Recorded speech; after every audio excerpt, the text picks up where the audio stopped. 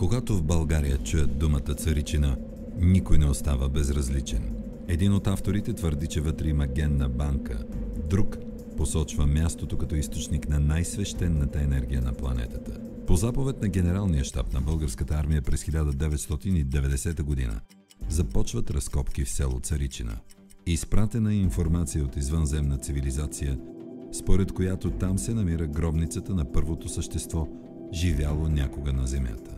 Мястото на разкопките става секретен военен обект, на който работят само екстрасенси и висши офицери.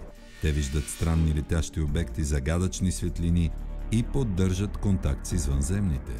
Участниците в операцията настояват изследването на Царичинската дупка да продължи. Учените вярват, че военните са били подведени от екстрасенсите. Експериментът е прекратен. 28 години по-късно Елисавета Логинова разказва своята история за Царичина.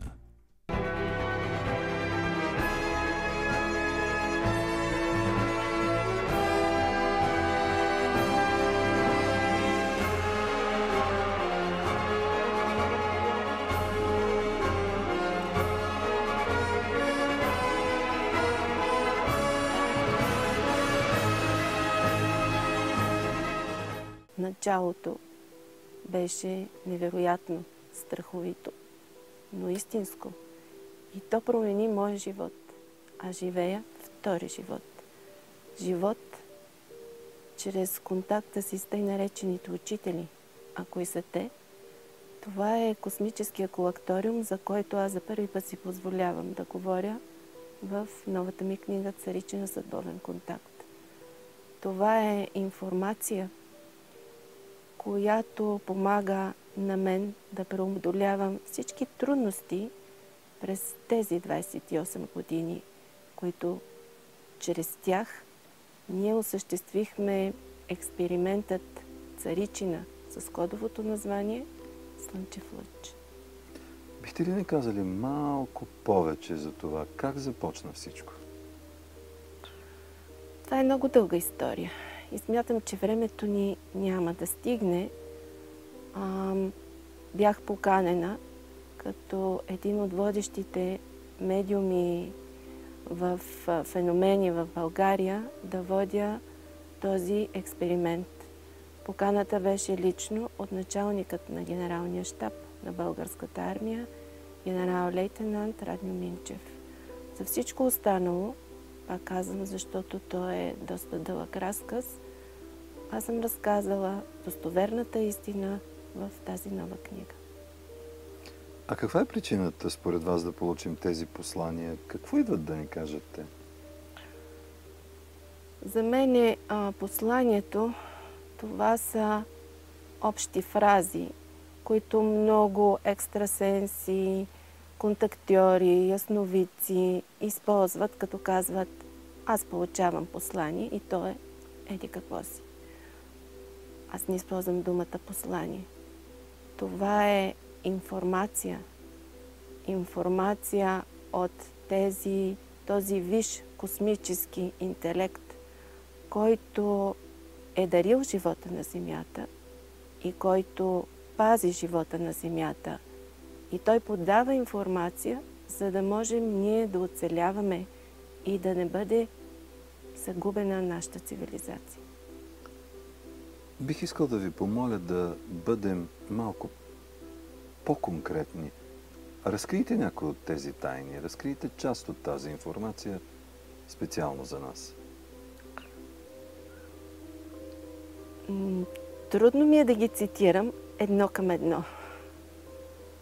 Във втората част на моята книга "Космичен интелект" те са се включили и разказват всичко за това, как е създаден живота на Земята, кой го е създал, защо го е създал, каква е идеята, за да бъде той и как ще продължи животът на Земята. Ще съществува ли или идва неговия край? Кодовете са моите шифрови писма, повече от 1000 страници, които аз започнах да получавам по време на разкопките в Царичина. Текстовете са невероятни. Това е компилация от различни древни писмена, които носят историята за създаването на човешкия индивид.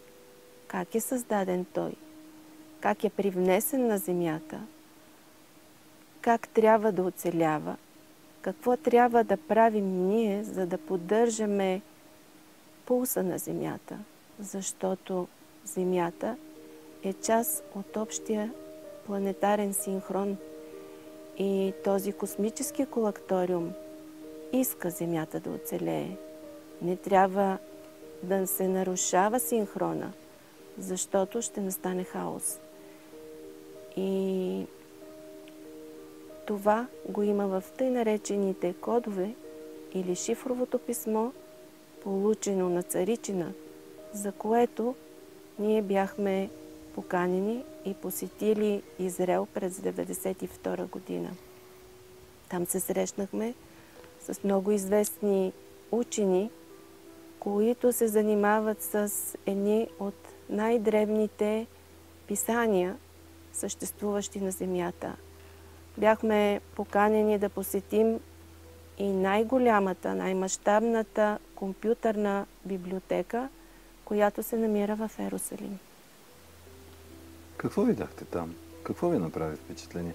Какво ви казаха тези специалисти?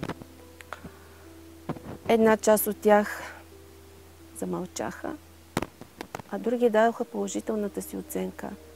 Дори професор Ирен Ибър, когато ние отидохме 1992 година, тя организираше експедиция в Северен Китай, в тази затворена зона, където се намират китайското каменно писмо.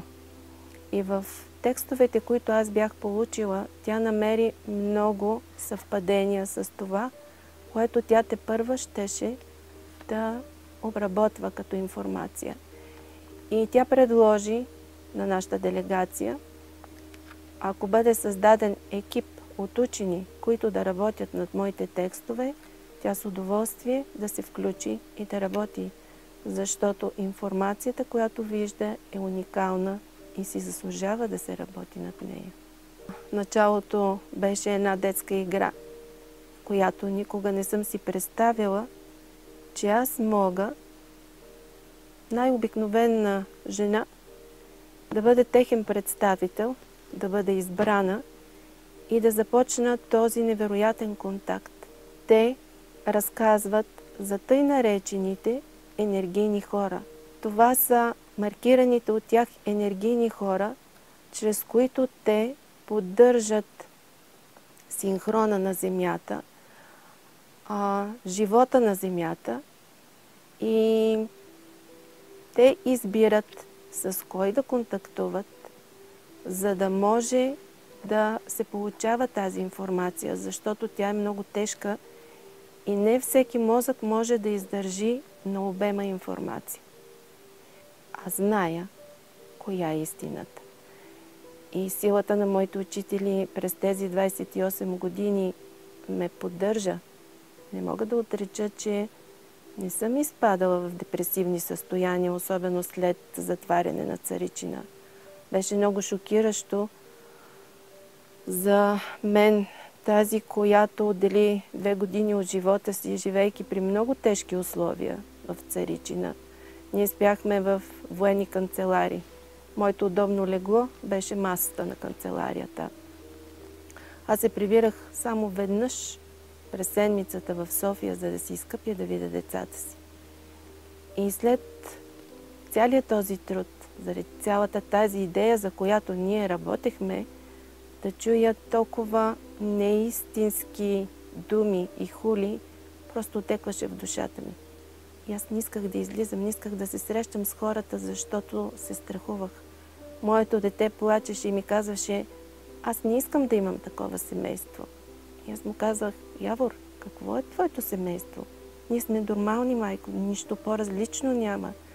Но ние трябва да се радваме за това, което все пак ни се случва и то е различно от всички останали. Благодаря на психолога Георги Георгиев, на Димитър Калодиев, които това са хората от медицинската комисия, които ми помогнаха в този тежки момент и ми казаха: не се страхувай. Какво се случи в Царичина, според вас, 28 години по-късно? Когато ние започнахме,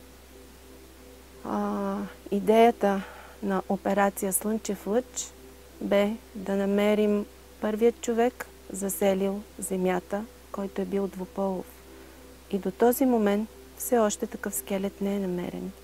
А навсякъде, във всички древни писания, в които аз съм се робила през тези 28 години, навсякъде се говори, че първият човек, който е живял на Земята, е бил двуполов. Но все още скелет на двуполов човек не е открит.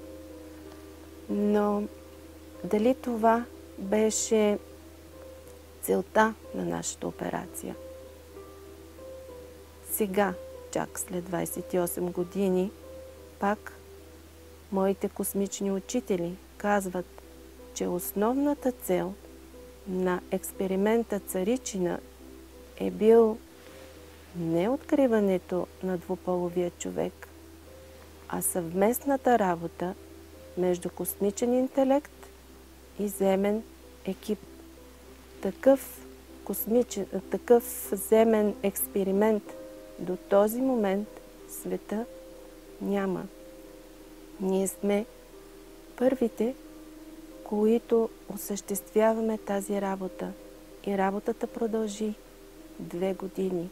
И тяхната цел е била: ето вижте, можем да работим, когато не се страхувате от нас, когато вярвате в това, което подаваме като информация. Но е важно на кой подаваме информация и кой е водач на земният екип. Докъде стигнахте? Ние стигнахме на 70 метра под земята. Денивелация, изкоп, самият тунел беше 168 метра спираловидно спускане. Не са използвани никакви уреди. Уредите бяха те, чрез мен, чрез това, което аз чрез тях виждах и водех екипа под земята. Невероятни неща се случваха през тези 2 години. Затова аз разказвам в книгата. Взривявахме и правихме схеми на взривяване именно чрез тях. Много пъти сме обвинявани от различни специалисти.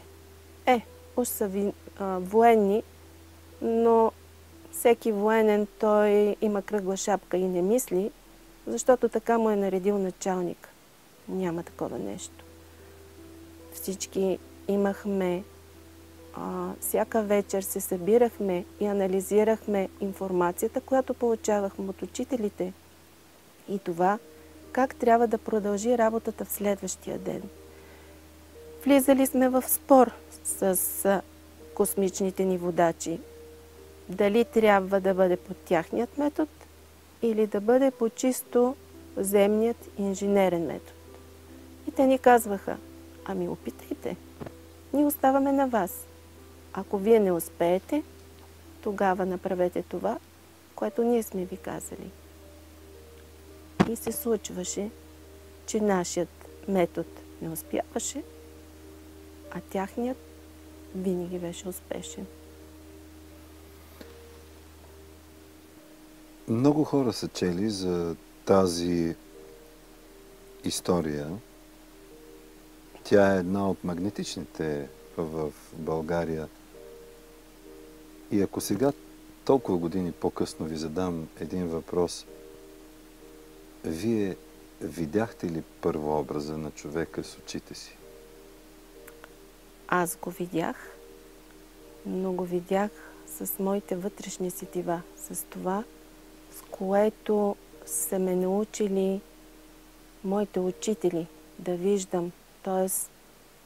извън моето тяло, т.е. да преминавам през пространството през материята и да виждам това, което е недостижимо за останалите. Но на това училище те ме научиха в началото, когато започна контактът 90-та година. Така че този първообраз на човека аз съм го видяла, скицирала и той съществува като схема в книгата. В самата Царичина обаче вие не можахте да стигнете. Не. Каква е причината според вас? Какво се случи там? На този въпрос никога не мога да отговоря точно, защото нямам точният отговор. Странното е, че малко преди да се обяви край на работата на обекта, ние бяхме защитени в парламента от министър Стелийски. В продължение на час и половина той отговаряше на депутатски питания, свързани с нашата работа. И той ни защити. Много странно е, че малко по-късно той назначи чрез своят заместник-министър Никола Даскалов да бъде спряна работата, да се възбуди дело, за което да бъдем обвинени в изразходване на много средства. Аз дори бях заплашвана с затвор, ако не кажа защо съм водила екипа по земята и какво съм изписвала в тези странни тетрадки. Не се стигна до процес, защото следователите и комисиите, които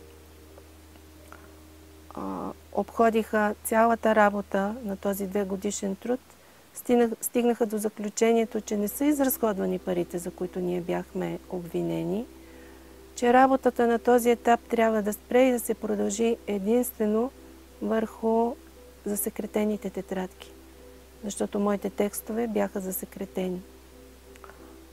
Действително, след края на Царичина, ние продължихме да работим по текстовете, но какво ще рече текстовете? Бяха ни дали само 3-4 странички. Всички останали 1000 страници бяха изчезнали. По-късно, когато аз ги потърсих, като лична моя собственост, първо ми казаха, че това не е моя собственост. Това е собственост на Военното министерство. И второ, тези тетрадки вече не са в България. Къде според вас са те и какво съдържат и каква е причината да бъдат засекретени? Засекретени си то с шрифт строго секретно.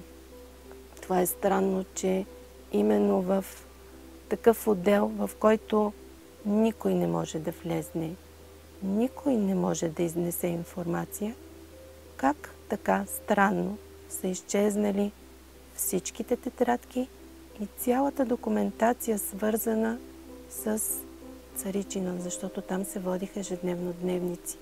Филма, който ние заснехме преди консервацията на обекта, също безследно изчезнал.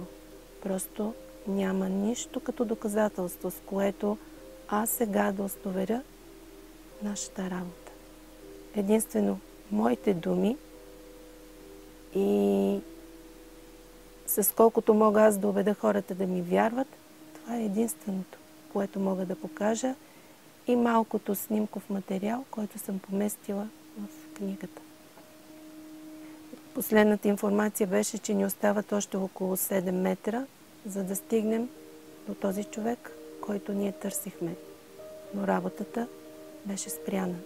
Спряна по нечия заповед за 24 часа. Не повече. Така както всичко беше наред. Както ние бяхме защитавани и подкрепени от няколко правителства, от президентът на Република България. Аз лично съм била на срещи с всички тези, за които говоря в момента. И всички са казвали, работата трябва да продължи, защото е уникална. Как за 24 часа всички се обърнаха и казаха, ние не знаем за това, не сме информирали, това е личностно решение на началника на генералния щаб. Какви сили според вас спряха тази работа? Говоря като мое лично мнение, че това не е решение на министъра на отбраната или на неговия заместник, господин Даскалов. За мен това е наложено решение отвън, защото съм убедена, че нашата работа е била неотлучно следена и от други извън нашата страна, хора, занимаващи се с такава нестандартна работа. Слушала съм за информация, но казвам, това е пак това, което съм чула. Доколко е истина, не мога да кажа, че една част от тетрадките са изнесени в Русия, а останалата част в Америка и че до този момент се работи над тях. Вие ми казвате, че интересът към Царичина не е преставал. Никога. Давате ли си сметка защо? Защото той има своята стойност. Това, че през годините, както вие ми казахте, е химера, за мен беше много по-лесно да бъде манипулирано обществото, че една луда жена и едни с ограничени умствени възможности офицери са работили на Царичина. Че това е само една детска игра, която генералният щаб иска да осъществи и че нищо друго не представлява. Така се носи в обществото. Какви ли не думи не съм слушала по свой адрес. Но аз зная истината и тя има своята стойност и тази стойност в тези години се доказва. Имаме много последователи, много хора, които вярват в нашата работа, защото когато искаш да подигнеш бариерата и да преминеш отвъд забранения плод, отвъд буквоедството, ти ще откриеш смисъла на всичко това, за което ние работихме, за което дадохме 2 години от своят живот. А това е смисъла не само на нашата работа, а и смисъла на света, в който ние живеем и в който ще продължат да живеят и нашите деца. Но тази теория, че сме експеримент на по-висша цивилизация, според вас какво идва да ни каже? Това ни помага, за да си дадем отговор как сме дошли, кои сме ние, как е станало, защо е станало. И този експеримент е успешен за тях. Именно за този експеримент, за това как са дошли, какво са взели и как са създали първите хора и как са ги заселили тук, за да тръгне животът на Земята. Не вярвах в контактите, във викането на Кики и на разни извънземни, на полтергайс, който може да съществува, можеш да го използваш и смятах, че това е игра на болен мозък. Честно казвам. Знаех, че ние вярно и всеки един здравомислещ човек знае, че не е единствен във Вселената, но беше твърде далеч от мен. Днес общувате ли? Да, общувам.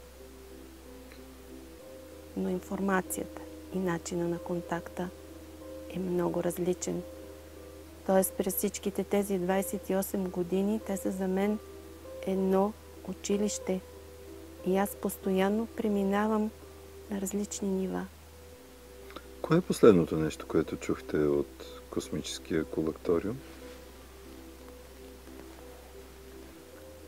Това, че трябва да накарам тези, които искат да знаят за тях, да ги чуят, да повярват и да продължим заедно по пътя в осъществяването на контакта между тях и нас. Благодаря ви за това интервю. И аз благодаря.